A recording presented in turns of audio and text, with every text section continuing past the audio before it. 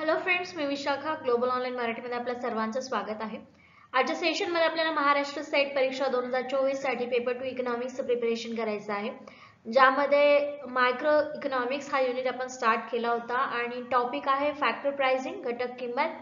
Market स्ट्रक्चरचा एक छोटा point आपल्याला राहिलेला आहे, तो आपण येत्या मंडेला कव्हर करणार आहोत. पण आज आपण फॅक्टर प्राइसिंग किंवा घटक किंमत काय आहे हे आपल्याला आजच्या सेशनमध्ये बघायचं आहे. So let's start with the session start करण्यापूर्वी एक इम्पॉर्टंट सूचना किंवा संधी आहे त्या सूचनांसाठी जे स्टुडंट्स यावर्षीची एक्झाम टार्गेट करतायत त्यांच्यासाठी.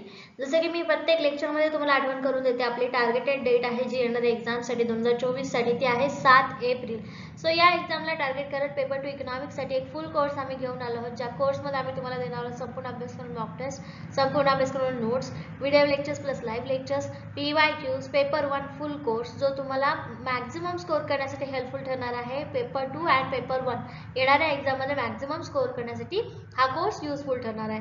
या पूर्ण कोर्सची फीस आहे 10,000 रुपीज, म्हणजे पेपर 1 पेपर 2 20% डिस्काउंट आम्ही त्याच्यावरती प्रोव्हाइड करत आहोत. आफ्टर डिस्काउंट त्याची फीस होते 8,000 रुपीज.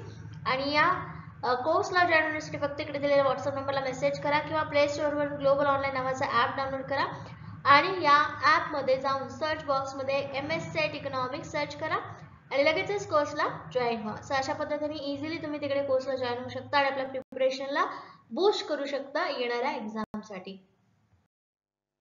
महत्वाचा घटक आहे जो एक्झाम मध्ये विचारले जातात, त्याच्यावरती भरपूर प्रश्न.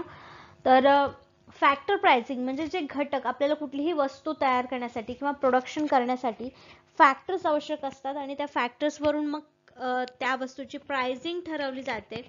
तर ते त्या सगळ्याला त्या प्रोसेसला आपण फॅक्टर प्राइसिंग असं म्हणतो. तर बघूया आजच्या सेशन मध्ये फॅक्टर प्राइसिंग काय आहे. In the free market no government intervention and trade union pressure. तर याच्यामध्ये काय असतं, फ्री मार्केटमध्ये गव्हर्नमेंटचं कुठलंही इंटरव्हेन्शन नसतं किंवा ट्रेड युनियन प्रेशर सुद्धा नसतं ह्या फॅक्टर प्राइसिंग मध्ये. The price of the factor of production are depend on supply and demand. जर हे जे प्राइस असते ती कशावरती डिपेंड असते, तर मार्केटमध्ये जो सप्लाय होत आहे आणि डिमांड होत आहे त्याच्यावरती ते फॅक्टरची प्राइस ठरत असते. आता दोन गोष्टी आहेत, आउटपुट डिटर्मिनेशन, आउटपुट वरती डिपेंड असतात, कमोडिटी प्राइसिंग. ओके, जी वस्तू आपण बनवली आहे त्याची प्राइसिंग ही आउटपुट डिटर्मिनेशन वर असते. तर इन्कम डिस्ट्रीब्युशन वर काय अवलंबून असतं, फॅक्टर प्राइसिंग अवलंबून असते. इन्कम जेवढं मिळतं आहे त्याच्यावरती मग हे वेगवेगळे घटक आहेत, फॅक्टर्स आहेत, त्याची प्राइसिंग डिपेंड असते. फॅक्टर्स कुठले कुठले यूज होतात प्रोडक्शन साठी आपण एका लेक्चर मध्ये बघितलं. लँड, लेबर, कॅपिटल आणि एंटरप्रेनर. ओके, हे 4 घटक आपल्याला आवश्यक असतात आणि त्याचे हे फॅक्टर प्राइसिंग करावे लागते. Two types of income distribution. Income distribution मध्ये दोन टाइप्स असतात, जे आहेत फंक्शनल डिस्ट्रीब्युशन ऑफ इन्कम आणि दुसरं आहे पर्सनल डिस्ट्रीब्युशन ऑफ इन्कम. तर हे वेगवेगळे प्रकार दोन बघायचे आहेत आपल्याला पुढे इन्कम डिस्ट्रीब्युशनचे देखील फॅक्टर प्राइसिंग या टॉपिक मध्ये. आता फंक्शनल डिस्ट्रीब्युशन कसं असतं. Each factor is paid on the basis of functional perform by it. प्रत्येक फॅक्टरचं एक विशेष काम असतं, फंक्शन असतं आणि ते परफॉर्म झाल्यावर त्या फंक्शनच्या परफॉर्मन्स वरती त्याचं पेड किंवा त्याच्या बदल्यात काय द्यायचं आहे त्याची प्राइसिंग दिली जाते. जसं की बोलतो की लँड ओनरला किंवा लँडच्या बदल्यामध्ये आपण काय देतो, रेंट देतो, भाडं देतो. वर्कर्स किंवा लेबर जे असतात त्यांना वेजेस देतो, सॅलरी देतो.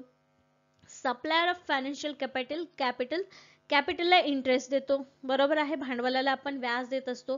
आणि एंटरप्रेनर जो बिझनेस बनवणार आहे किंवा बिझनेस करतो आहे त्याला प्रॉफिट मिळत असतो, नफा मिळत असतो. तर हे झाले फॅक्टर्सचे डिस्ट्रीब्युशन, फंक्शनल डिस्ट्रीब्युशन त्याचं असं होत असतं. The two main theories of factor price determination, supply demand theory एक आहे, म्हणजे प्राइस फॅक्टर प्राइस डिटर्मिनेशन वरती दोन थेअरीज आहेत. एक आहे सप्लाय डिमांड थेअरी आणि दुसरा आहे marginal productivity theory of factor demand. Okay, एक एक करून एक्सप्लेन करूया ते देखील. आता सप्लाय डिमांड थेअरी हे एक महत्वाची थेअरी आहे, ही रिलेटेड आहे वेजेसशी. जसे की आपल्याला दोन पॉइंट दिलेत, when wedges increase labour increase, हे दोन पॉइंट आहे सप्लाय डिमांड थेअरी. सप्लाय आपण इकडे बघूया डिमांड आणि इकडे असणार आहे सप्लाय. ओके, तर कशाचा, तर इकडे असणार आहे डिमांड. कोण करणार आहे, प्रोडक्शन करणारा हा लेबरची डिमांड करणार आहे. कोणाची? लेबरची डिमांड करणार आहे. आणि इकडे लेबरचा सप्लाय होणार आहे. ओके, कधी कशावरती डिपेंड असणार आहे? तर वेजेस वरती. डिमांड मध्ये कसं आहे, वेजेस जर म्हणजे सॅलरी जर जास्त असेल तर डिमांड कमी असेल. कशाची? लेबरची डिमांड कमी असेल. का? तर जास्त पैसे पे करून डिमांड जास्त नाही करू शकत आपण. वेजेस म्हणजे सॅलरी जास्त परवडणार नाही एंटरप्रेन्योरला देणं, त्याच्यामुळे डिमांड कशी असणार आहे? त्याची कमी असणार आहे. आणि जर सॅलरी वेजेस हे कमी असतील तर डिमांड कशी असणार आहे? त्याची जास्त असणार आहे. इनवर्स इथे आपल्याला इनवर्स सिच्युएशन इथे आपल्याला बघायला मिळते वेजेसच्या बाबतीत डिमांड मध्ये. तर सप्लाय मध्ये याच्या अपोजिट असणार आहे. वेजेस जेव्हा जास्त असतील तेव्हा सप्लाय सुद्धा कसं असणार आहे? जास्त होणार आहे. आणि वेजेस जेव्हा कमी असतील तेव्हा सप्लाय सुद्धा कमी असणार आहे. ऑफकोर्स जर सॅलरी जास्त असेल तर जास्त लोक तयार होतात काम करायला, आणि सॅलरी जर कमी असेल तर कमी सप्लाय तिथं लेबरचा होत असतो. तर ह्या दोन्ही पॉइंट वरती आपण सप्लाय डिमांड थेरी अशी मांडू शकतो. एक्झाम्पल कसं घेऊ शकतो? आता इथे आपण एक्झाम्पल बघितलं की वेजेस रेट इथे दिले आपण, वेजेस रेट, आणि इकडे दिले सप्लाय. ओके, आणि इकडे दिले डिमांड. 10 रुपये रेट वेजचा असताना डिमांड किती असेल? 100. आणि सप्लाय कसा असेल? तिथे 10 रुपये सॅलरी आहे म्हटल्यानंतर 20 सप्लाय असेल फक्त. मग जेव्हा सॅलरी रेट 20 असेल तेव्हा 80 वरती डिमांड येईल. सॉरी, सप्लाय जो आहे तो जाईल 40 वरती आणि 80 वरती डिमांड येईल त्याची, कारण थोडीशी प्राइस वाढली त्याच्यामुळे. आणि डिमांड 30 रुपये असताना मग किती येईल? इकडे 60 येईल. आणि इकडे सुद्धा सप्लाय सुद्धा किती? 60 वरती येईल. 40 रुपये सॅलरी होईल तेव्हा सप्लाय आणखीन जास्त वाढेल कारण सॅलरी वाढली आहे, पण डिमांड कशी होईल? इकडे कमी होईल. ओके, 50 रुपये सॅलरी असताना इथे किती होईल? मग 100 जण तयार होतील त्या वेजेसवर काम करायला, आणि डिमांड कशी होतील? तिथे कमी होईल कारण सॅलरी 50 रुपये एवढी एंटरप्रेन्योरला परवडणार नाही. तर हे एक्झाम्पल होईल आपलं. पण मग अशा वेळेला आपल्याला काय करावं लागेल? सप्लाय डिमांड थेरी मध्ये कुठेतरी आपल्याला एक इक्विलिब्रियम पॉइंट काढावा लागेल, जो असेल की इथे असणार आहे वेजेस आणि इकडे काय असणार आहे? आपला सप्लाय आणि डिमांड असणार आहे. ओके, आणि मग काय करता येईल? आपल्याला एक पॉइंट असा शोधावा लागेल जिथे दोन्ही समान आहेत. म्हणजे 30 रुपये वेजेसला आपल्याला सप्लाय पण भेटतोय आणि डिमांड पण भेटतोय. म्हणजे जेवढी डिमांड आहे तेवढा सप्लाय आपल्याला 30 रुपये वेजेसला मिळतो आहे. म्हणजे इथे 30 रुपये वेजेस असताना आपल्याला बरोबर 60 एम्प्लॉईज मिळत आहेत पण, आणि आपली डिमांड पण तेवढी आहे. म्हणजे हा जो पॉइंट आहे तो आपल्याला व्यवस्थित लेबर प्रोव्हाइड करू शकणार आहे. तर ही आहे सप्लाय डिमांड थेरी. वेजेसच्या रेट नुसार लेबर इन्क्रीज होतात, डिक्रीज होतात, किंवा वेजेस इन्क्रीज होतात तेव्हा लेबर कमी आणि जास्त होत असतात. तर ह्याला आपण सप्लाय डिमांड थेरी असं म्हणतो. नेक्स्ट पॉइंट आहे the marginal productivity theory of the factor demand. The marginal productivity म्हणजे काय आहे? सीमांत उत्पादकता सिद्धांत for factor demand, of factor demand. म्हणजे जे काही फॅक्टरचं डिमांड होते त्याच्या मार्जिनल प्रोडक्टिव्हिटी मध्ये काय बदल होतो हे आपल्याला बघायचं आहे. This suggest that individual firms pay a factor on the basis of its marginal product. Marginal product जे आहे त्याच्यावरती फर्म ही फॅक्टरला प्राइस देत असते, किंमत देत असते. MR is equal to MC. However there are other factors, त्याच्यामध्ये वेगळे फॅक्टर्स देखील असतात. Rupees spent on labour cannot be spent on capital. जे पैसे लेबरवरती, कामगारांवरती खर्च झाले ते कॅपिटलवरती म्हणजे भांडवलावरती खर्च होणार नाहीत. Therefore firms have to choose their best option. त्याच्यामुळे फर्मला त्यांचा बेस्ट ऑप्शन चॉईस करावा लागतो. म्हणजे ज्याच्यामध्ये कॅपिटलवरती पण त्याला व्याज मिळाला पाहिजे आणि लेबरला सुद्धा वेजेस देता आले पाहिजेत. तर त्या दोन्ही मधला एक इक्विलिब्रियम पॉइंट काढणं म्हणजे त्याला काय म्हणतात? This is the law of equi marginal return. म्हणजे दोघांमधला एक पॉइंट जो आहे तो काढणं म्हणजे इक्वी मार्जिनल रिटर्न. आता रेंट कशासाठी देतो आपण? लँड या फॅक्टरला रेंट दिला जातो. Commercial rent, payment of use of property. Commercial रेंटला काय म्हणतात? एखाद्या प्रॉपर्टीचं यूज केल्यानंतर जे पेमेंट द्यावं लागतं त्याला कमर्शियल रेंट म्हणतात. इकॉनॉमिक रेंट काय असतं? It is the reward for the uses of the service of the land. त्या लँडच्या सर्व्हिसेस मधून आपण यूज करतो आणि रिवॉर्ड देतो, त्याला इकॉनॉमिक रेंट असं म्हणतो. The supply of the land is perfectly inelastic because the quantity available is fixed and determined by the nature. तर त्याची जी क्वांटिटी आहे किंवा त्याचा वापर जो आहे तो काय असणार आहे, इनइलास्टिक असणार आहे. सप्लाय पण त्याचं इनइलास्टिक असणार आहे कारण ती फिक्स्ड असते. Supply has no influence in determining the rent. त्याच्यामुळे सप्लाय वरती रेंटला कुठलाही इन्फ्लुएन्स करू शकत नाही त्याचा supply. Okay. Demand is the only determined of the rent. Demand काय असेल लँड साठीची, तर फक्त रेंट असणार आहे. Perfectly inelastic, so the demand increase decrease, rent will increase and decrease. Perfectly म्हणजे इनइलास्टिक म्हणजे अलवचिक आहे, ते कुठल्याही प्रकारचा बदल त्याच्यामध्ये होत नाही. मग डिमांड मध्ये सुद्धा इन्क्रीज आणि डिक्रीज कशामध्ये होतो, रेंट वरतीच होऊ शकतो. Economic rent offers no incentive system. याच्यामध्ये कुठल्याही प्रकारची इन्सेंटिव्ह सिस्टीम नसते इकॉनॉमिक रेंट मध्ये. हा जरी रिवॉर्ड असेल, यूज असेल, तरी त्याच्यामध्ये इन्सेंटिव्ह सिस्टीम नसते. Since land is a gift of nature, any payment received by the owner is called pure or economic rent. Okay. हे एक नेचरचं गिफ्ट आहे, याच्यामध्ये कुठलाही ह्युमन तो जमीन बांधत नाही, तर ते नेचरचं गिफ्ट आहे असं म्हणतो. त्यामुळे any payment received by the owner is called pure. Received जे पेमेंट होतं ज्याला आपण रेंट म्हणतो, तर त्याला आपण काय म्हणतो, प्युअर और इकॉनॉमिक रेंट असं त्याला म्हणतो. हे झालं फॅक्टर प्राइसिंग कशाचं, रेंट कशाचं, लँडचं.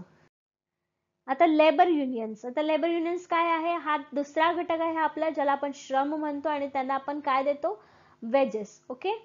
Labour union try to increase wages in 3 ways. आता हे लेबर युनियन्स काय करतात, युनियन्स म्हणजे मंडळ असतात, त्यांचे एक कामगार संघटना असतात. युनियन्स म्हणजे संघटना. तर ते आपल्या सॅलरी 3 वेजनी वाढवायचा प्रयत्न करतात, 1, 2 आणि 3. ओके. पहिला आहे they try to increase the demand for labour by increasing productivity. Productivity वाढवून, उत्पादन वाढवून जे आहे म्हणजे त्यांची उत्पादकता वाढवून, स्किल्स वगैरे वाढवून डिमांड वाढवण्यासाठी प्रयत्न करतात. म्हणजे लेबरची डिमांड वाढली पाहिजे असं त्यांचं म्हणणं असतं. By advertising union made products. Union made म्हणजे त्यांनी त्यांच्या संघटनेने तयार केलेल्या प्रोडक्ट्सची जाहिरात करून. By lobbying for restriction on imports. Imports म्हणजे काय, आपले आयातीवरती रिस्ट्रिक्शन लावून लॉबी बनवून तिथे डिमांड म्हणजे आपले वेजेस वाढवण्यासाठी प्रयत्न करतात. त्याच्यानंतर आहे increase veg bye restriction the supply labour. Supply जो आहे लेबरचा त्याच्यावरती रिस्ट्रिक्शन आणतात. म्हणजे जरी एक ठराविक प्राइस आहे त्या प्राइसला आपण कामाला जायचं नाही. आपल्याला मिळालेली जी सॅलरीची मिळायला पाहिजे ती किंमत असेल, समजा एक्झाम्पल लेबरची डिमांड असेल की आम्हाला 1000 रुपये पर आवर सॅलरी मिळाली पाहिजे आणि जर कंपनी ती देत नाही तर जोपर्यंत हा रेट कामगारांना मिळत नाही, लेबरला मिळत नाही, तोपर्यंत त्याच्यावरती रिस्ट्रिक्शन टाकायचे. High intention fees, long apprenticeship required that firms hire only union workers. या प्रकारामधून वेजेस इन्क्रीज करण्यासाठी भाग पाडतात लेबर युनियन्स. ओके. नेक्स्ट तिसरा पॉइंट जो आहे तो आहे increase wages by bargaining with employees. याच्यामध्ये एम्प्लॉईज जे आहेत म्हणजे लेबर्स जे आहेत किंवा आपल्याला काम देणारे जे लोक आहेत त्यांच्यासोबत बार्गेन करायचं आणि मग वेजेस वाढवून घ्यायचे. थ्रेट्स ऑफ स्ट्राईक, ज्याच्यामध्ये स्ट्राईक म्हणजे उपोषण वगैरे असतात ते ह्याच्यामध्ये. गो स्लो कॅम्पेन किंवा जे कामं आहेत, कामांचा उत्पादन करण्याचं, वस्तू उत्पादन करण्याचा वेळ जो आहे तो एकदम स्लो करणं. या सगळ्या काही ट्रिक्सनी लेबर जे आहेत ते आपलं वेजेस वाढवण्यासाठी प्रयत्न करतात. तर हे 3 वेज आहेत ज्याच्यामुळे ज्या वेजनी लेबर आपलं सॅलरी वाढवण्याचा प्रयत्न करत असतात. Wages. The wages rate refers to the earning per hour of labour. तर वेजेस काय आहे, हे पर आवरचं अर्निंग आहे प्रत्येक लेबरचं. The wages rate divided by the price index gives the real wage rate. आता रियल वेज काढण्याचा हा फॉर्म्युला आहे की wage rate divided by price index. Wage rate divided by price index हा फॉर्म्युला आहे कशाचा, रियल वेज रेट काढण्याचा. Okay. The level of real wage depends on the productivity of the labour. तर हे प्रोडक्टिव्हिटी लेबरची कशी आहे त्याच्यावरती डिपेंड असतं real wage rate. Real wages are higher. आता हायर कधी असतात real wage, the greater the amount of capital available.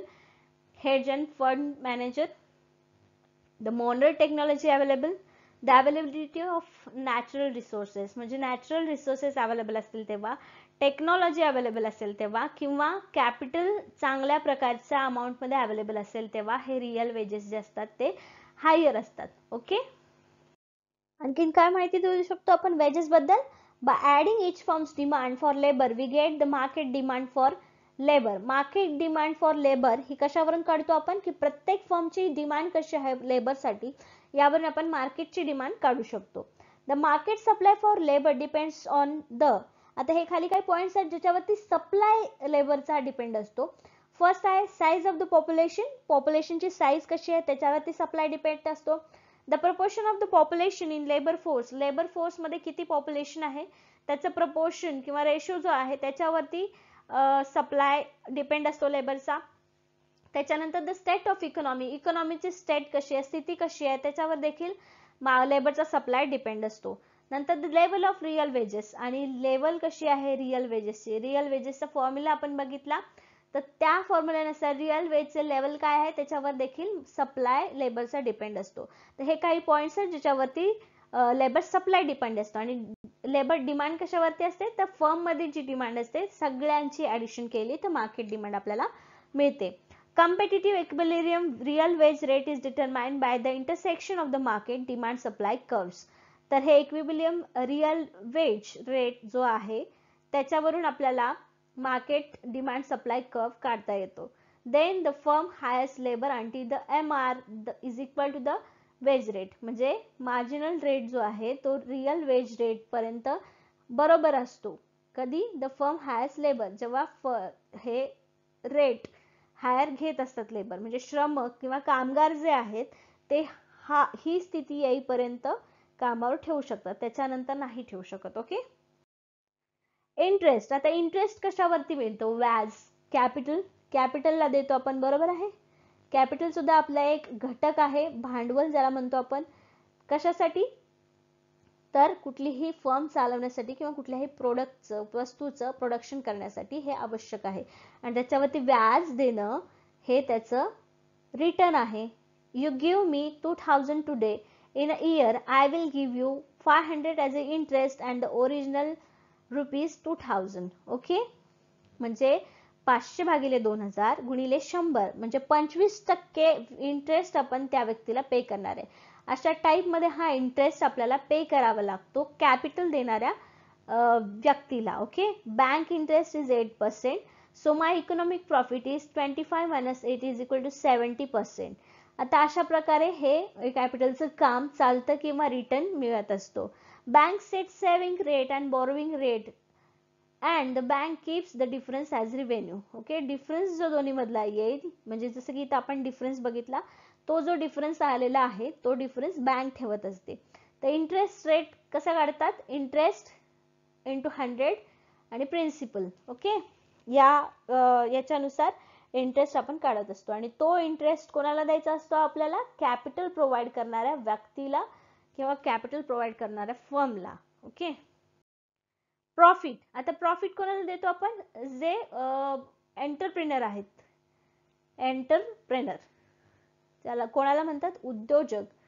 एक उद्योजक असतो आणि त्यात तो सगळ्यांची म्हणजे सगळ्या वस्तू गोळा करतो, प्रोडक्शन करतो, त्याची विक्री करतो आणि सगळ्यांचे वेजेस रिटर्न, म्हणजे त्याला रिटर्न देतो, लँडचं भाडं देतो, रेंट देतो, त्याच्यानंतर कॅपिटलचं इंटरेस्ट देतो, लेबरचे वेजेस देतो आणि मग प्रॉफिट कोणाला मिळणार आहे उरलेला, एंटरप्रेनरला. जो शेवटी उद्योजक करणार आहे त्याला तो प्रॉफिट म्हणजे नफा मिळत असतो. Okay, profit is a return on entrepreneur ability or the reward risk taking, risk जे घेतात त्यांना हा रिवॉर्ड असतो. इकॉनॉमिक रोल ऑफ प्रॉफिट, आता इकॉनॉमिक रोल काय आहे प्रॉफिटचा, profit as a signal to resource owner, resource ओनरला हा सिग्नल आहे.